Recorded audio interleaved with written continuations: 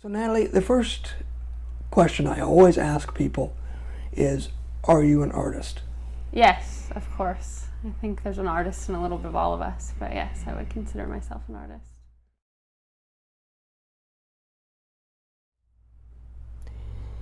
Hey Natalie, how are you today? I'm great. Doing good. Awesome. For those of you that don't know, Natalie is my niece, so I have the unique pleasure of interviewing my niece, who is an artist. And Natalie currently lives in Spain.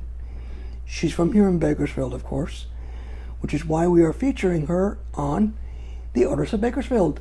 Yay! Pleasure to be on it. So Natalie, the first question I always ask people is, are you an artist?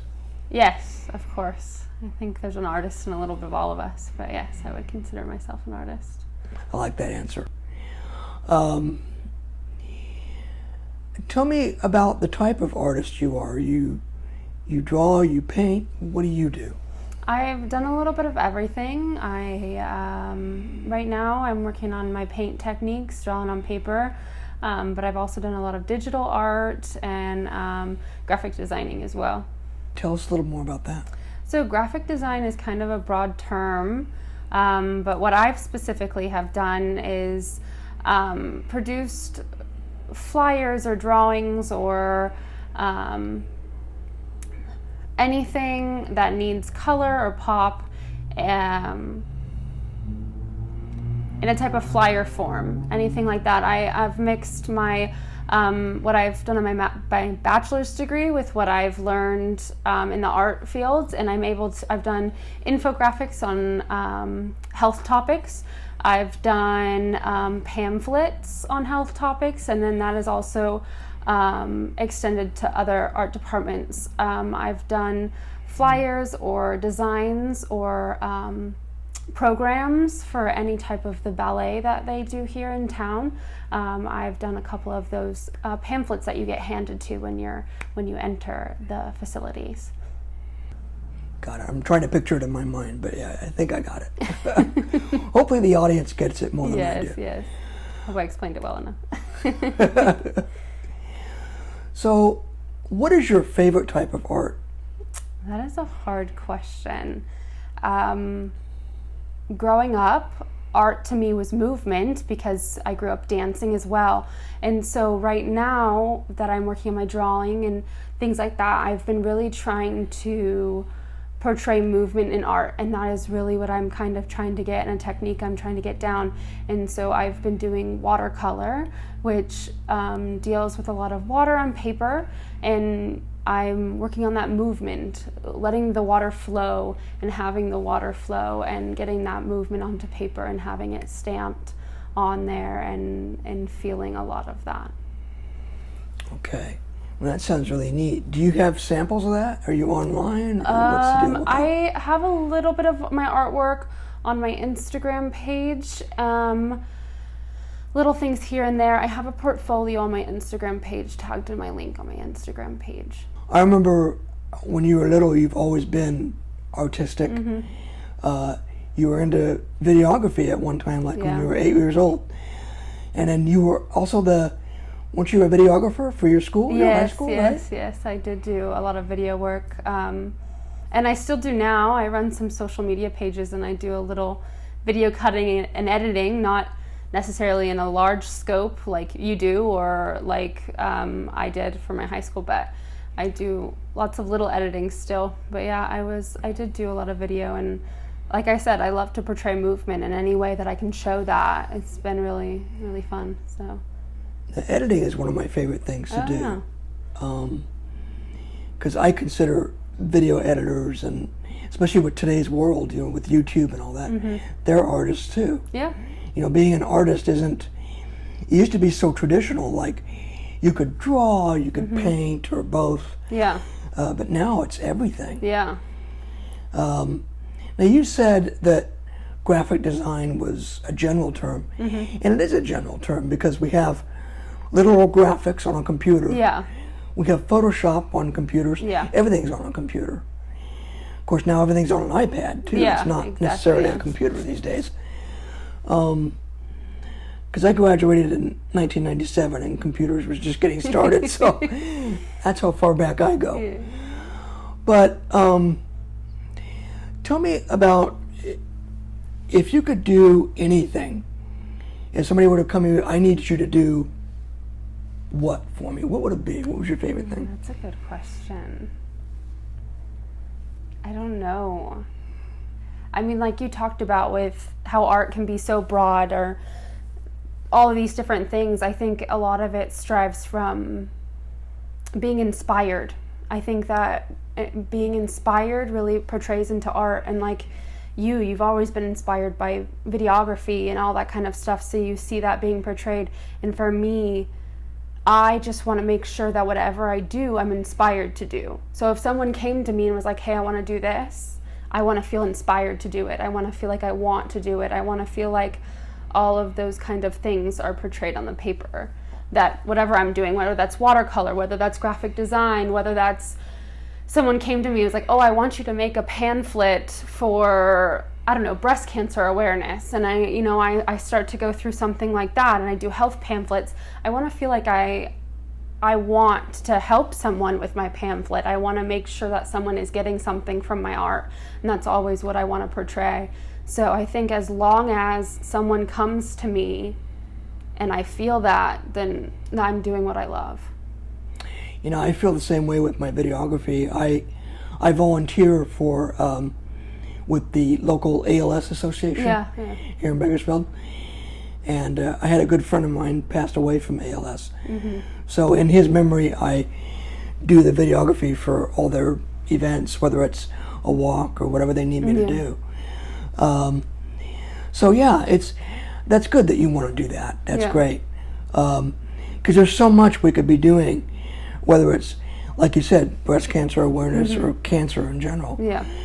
Because I've lost relatives and friends to cancer, and it doesn't discriminate. Yeah. That's what art can do too. Like when artists can help in those forms, things that are really happening in life, and you can bring awareness to it or make someone feel better. I mean, you see a lot of associations do a lot with art, and it's something that really does help. And like I said, inspiration and all of those things that go along with being an artist. And like I said, that's a broad term, but being able to do that, it really does help the community. Now, Natalie, another question I always ask is, I mean, you're clearly an artist, and a broad one at that. You can do so many things. That's really good. Yeah, I'd say the more you can do, the better. What drives you as an artist? Is it just one thing, or is it everything? What drives me? I think creativity. I stopped doing art for a long time because I wanted to focus on more something else. And when I did that, I realized there was a part of me that wasn't being reached, a part of me that was super creative, a part of me that wanted to see color, wanted to see fun, wanted to be able to do something with my hands and on paper and things like that. And I realized that's where the desire comes from, is like the need to sit down, whether that's, like I said, I was a dancer at some point, whether that's movement or whether that's painting, whether that's sitting down and focusing on a graphic design or something like that on the computer. It really does fill a void that is there, and that's where that comes from. Wow. So yeah, with you it's kind of sounds like everything, but yeah, I totally get what you mean. I guess I kind of feel the same way. Mm-hmm. I kind of quit doing my thing for a while, and it didn't feel good. Didn't feel like felt like something was missing, like you said. And you have to fulfill that part of you. Yeah. Otherwise you're not complete. And sometimes it's really hard. I will go weeks without picking up a pencil, and I'm like, why am I so grumpy? Or why am I so bored? Or something. And I force myself, because a lot of times people just get stuck and they don't want to paint or they don't want to, I don't know, any art form. They don't want to do what they're there for. and they just sit down there and they give it 5 minutes of their time, and I can then paint on for 3 hours after that, 4 hours, and I can sit there at the same table and still love what I do. And then after that, you feel so much better. You're like, wow. You just feel like a void was filled. You feel fulfilled. Yeah, I feel that way when I sit down to edit. And my problem, as I found lately, is I'll have this hesitation, and that gets in my way. That makes me procrastinate. Yeah. And I don't do it, and I'm not fulfilled. But if I just sit down and make myself do it, I'm good. Exactly. I can do it. It feels so much better in the long run, even if it's not something you have to do. It's just something you want to do, but I don't want to sit down. I don't want to do it yet. You're procrastinating it. But if you just sit down for 5 minutes, you'll end up loving what you're doing and just do it forever. Now, Natalie, what do you see yourself doing in 5 years? In 5 years, I hope to mix my bachelor's degree with my artistic stuff. I'm hoping right now, you mentioned that I'm living in Barcelona. I'm looking to go to an art school there in the city, and hopefully once I'm able to do that, I will then take my bachelor's degree in public health and mix the two together and create an outreach of public need, where could be graphics, that could be videography, that could be communication, that could be a booklet, all in health topics or scientific topics that are happening within America, and really have them easy to learn, fun to learn. That's kind of what I want to do, whether that's through social media, whether that's, like I said, through a book. I want to sit down and be able to create those things and produce that kind of stuff. Wow, that sounds impossible for me. It's definitely going to be a lot of work, but I think it will be fulfilling to feel like I'm helping the communities, and also like educate the communities on struggles that they're facing, health topics that they're facing through an artistic form. And that's kind of my goal. Yeah, well, good for you, Natalie. Thanks. I've always been proud of you and what you do, and this makes me very proud. I'm really excited for you. I can't wait to see it. Thank you. And I'm sure the world can't wait to see it. Before we wrap up, is there something you want to add, or? I can't think of anything. We kind of talk broadly about everything.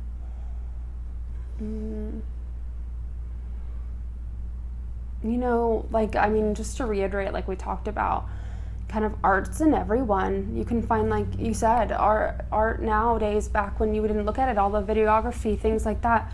There's all this art everywhere. So, find it and hone in on it and love it and do whatever you need to do that makes it do that. And don't be afraid to call yourself an artist. Don't be afraid to feel like what you do is considered art. Because I think some people try to be like, oh no, I only paint here and there, or oh no, I am only a videographer.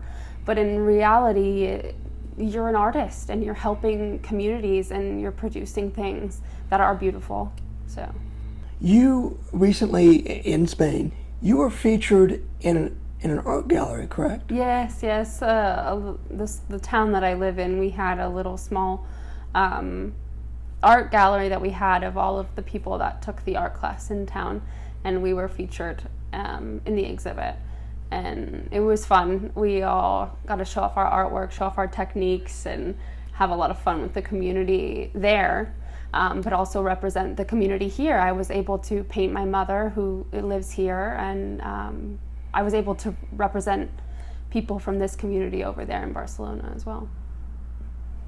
Now, how did that turn out? I remember you sharing the photos from that. Yeah, it was really pretty. We had a fun. They displayed them for a few days. They displayed them for a few days, and yeah. Now, was that something you volunteered for, or is that something you got paid for, like an art gallery? It was a volunteer format, because we were portraying our artwork that was in class, and so we got to volunteer 3 paintings that we did in the class. Gotcha. And be represented. Well, again, I'm proud of you for doing that. I loved your artwork. I thought it was really good. Thank you.